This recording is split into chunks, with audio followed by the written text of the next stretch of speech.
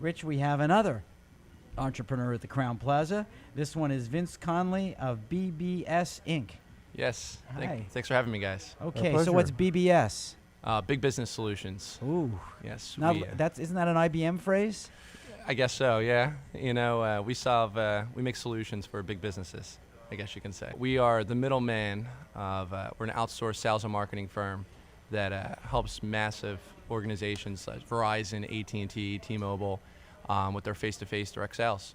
So from small businesses to consumers, residential homeowners, we hire the sales reps to go out there and feet on the street, put a friendly face behind the name for these clients, and help gain more market share, drive sales.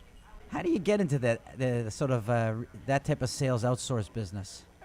I'm a criminal justice major from... Oh, now it all explains it all. Rich, we can go home now. Yeah, and... Does he know about your record? Is that why we're here? Right. Been meaning to talk to you about that. But fell into this really by accident, from the food industry through high school and through college. 6-month process, skin and state police type of work, and I was just tired of nights and weekends. Started with a little sales and marketing firm in Philadelphia, Pennsylvania, and got pretty decent at it, and I realized there's a lot of money to be made when you work with a $90 billion client like Verizon, and I figured I could do it myself.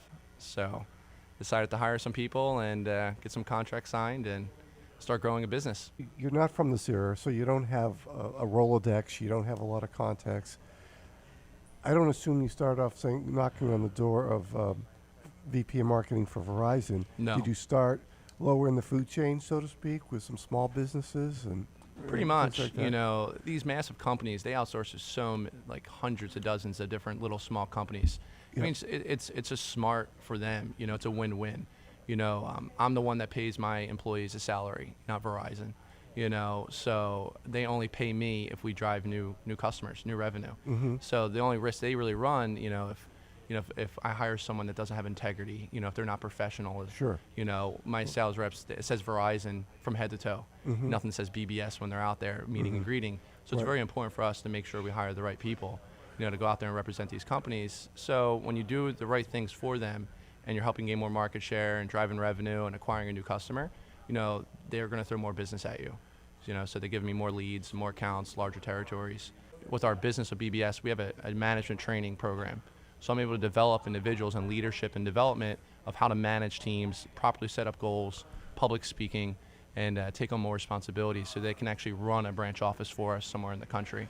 So I've opened up offices this past year from Denver, Colorado, Indianapolis, Albuquerque, Richmond, just recently in Washington, D.C., and we opened up another office in Stoneham. Will they be branches of existing clients, or are you trying to strike new territory up there? Yeah, it depends. It's a great question. Like in Denver, we work with CenturyLink. Okay. So it's a major telecom where they're trying to get into the fiber field. Okay. Down in Indianapolis is AT&T with their Uverse.